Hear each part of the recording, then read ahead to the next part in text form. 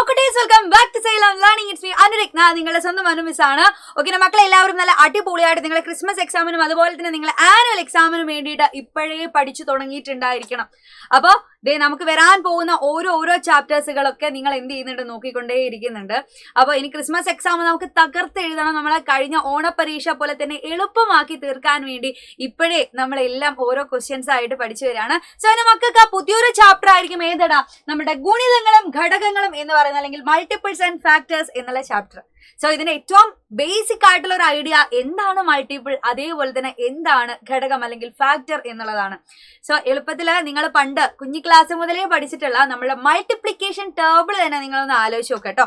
ഞാനൊരു എക്സാമ്പിൾ ആയിട്ട് ഇവിടെ രണ്ട് മൾട്ടിപ്ലിക്കേഷൻ ടേബിളിന്റെ ഒരു എക്സാമ്പിൾ കാണിക്കുന്നുണ്ട്. അപ്പൊ രണ്ടിന്റെ ഗുണിതങ്ങൾ നോക്കടാ.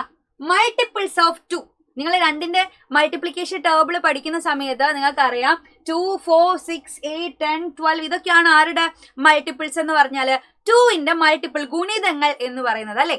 അതുപോലെ 4 എന്ന് പറയുന്ന നമ്പറിന്റെ മൾട്ടിപ്പിൾ നോക്കിക്കേ നിങ്ങൾ. യെസ്, 4ന് മൾട്ടിപ്പിൾ നിങ്ങൾ പഠിച്ച രീതിയിൽ 1 4 4, 2 4 8 എന്നൊക്കെ പറഞ്ഞ് പഠിച്ചില്ലേ. സോ ആ പറയുന്ന 4, 8, 12, 16, 20 എന്നീ നമ്പേഴ്സുകളൊക്കെ 4ന്റെ ഗുണിതങ്ങളാണ്, 4ന്റെ മൾട്ടിപ്പിൾ ആണ് എന്ന് നിങ്ങൾ പഠിച്ചിട്ടുണ്ട്. സോ നമ്മൾ നോക്കുന്ന സമയത്ത് അല്ലെ, നമ്മൾ ഇങ്ങനെ ശ്രദ്ധിച്ച് നോക്കുന്ന സമയത്ത് നിങ്ങൾ നോക്കിക്കേ, ഇവിടെ 4 എന്ന് പറയുന്ന നമ്പർ ആയാലും 4ന്റെ ഗുണിതമായ 4 ആയാലും 8 ആയാലും 12 ആയാലും 16 ആയാലും 20 ആയാലും ഒക്കെ രണ്ടിന്റെയും ഗുണിതങ്ങളാണ്. ശരിയല്ലേ? ഈ 4 എന്ന് പറഞ്ഞാല് ഓൾസോ നമുക്കറിയാം അത് 2ന്റെ ഗുണിതമായിട്ട് നമുക്ക് എഴുതാൻ പറ്റുന്നുണ്ട്. അതുപോലെ തന്നെ 8 എന്ന് പറഞ്ഞാലും നമുക്ക് 2ന്റെ ഗുണിതമായിട്ട് ഇതുപോലെ എഴുതാൻ പറ്റുന്നുണ്ട്. ശരിയല്ലേ? 4ന്റെ ഗുണിതമായിട്ടുള്ള 12 നമുക്ക് ആരുടെ ഗുണിതമായിട്ട് എഴുതാം? 2ന്റെ ഗുണിതമായിട്ട് എഴുതാം. സോ നമ്മൾ ശ്രദ്ധിച്ചു നോക്കുമ്പോ 4ന്റെ എല്ലാ ഗുണിതങ്ങളും 2ന്റെയും ഗുണിതങ്ങളാണ്. ശരിയല്ലേ? 4ന്റെ എല്ലാ മൾട്ടിപ്പിൾസും 2ന്റെയും മൾട്ടിപ്പിൾസ് ആണ്. ഇതുപോലെ ബാക്കി ഏതെങ്കിലും നമ്പറിനെ നമുക്ക് പറയാൻ പറ്റുമോ?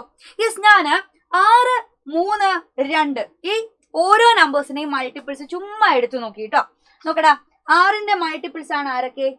6, 12, 18, 24, 30. ശരിയല്ലേ? നിങ്ങൾക്ക് നല്ലപോലെ ശ്രദ്ധിച്ചാൽ മനസ്സിലാവുന്ന ഒരു കാര്യമാണ്. നമ്മൾ 6ന്റെ ഗുണനപ്പട്ടിക പഠിച്ചിട്ടുണ്ടായിരിക്കില്ലേ? ആ സമയത്ത് നമ്മൾ കണ്ട നമ്പേഴ്സുകളാണ് ഇവരെല്ലാവരും. പക്ഷെ നമുക്കറിയാം എന്താണ് 2 into 3 ആണ് 6 അല്ലെ. 2 into 3 ആണ് 6.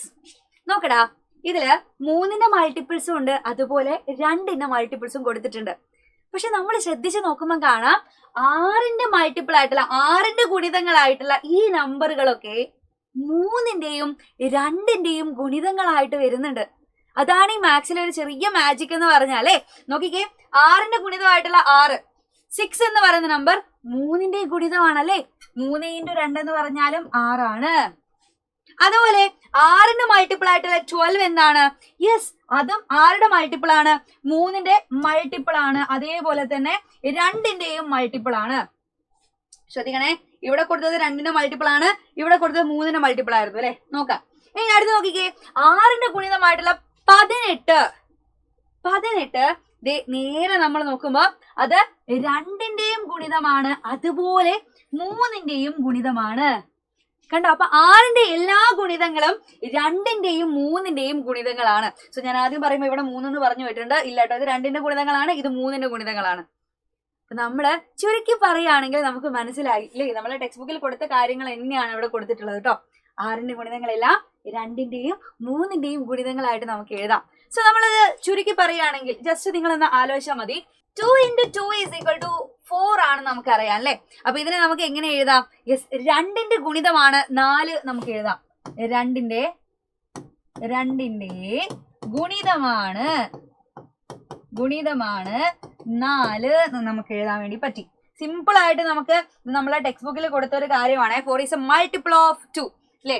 2ന്റെ ഗുണിതമാണ് 4. സോ ഇതിനെ നമുക്ക് മറ്റൊരു രീതിയിലും പറയാൻ പറ്റും. അവിടെയാണ് നമ്മൾ ഫാക്ടർ അല്ലെങ്കിൽ ഘടകം എന്നുള്ള വാക്ക് പഠിക്കുന്നത്. ഇതിനെ ഒന്ന് തലതിരിച്ച് പറയുന്ന പോലെ നിങ്ങൾക്ക് തോന്നും. ഓക്കെ, അപ്പൊ ഇങ്ങനെ പറയാം.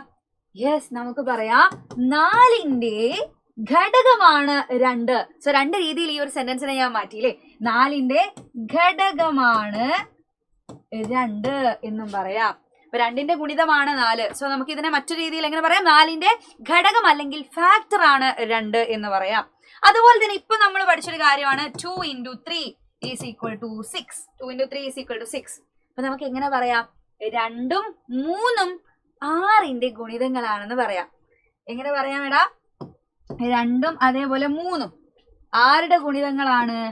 6ന്റെ ഗുണിതമാണ്.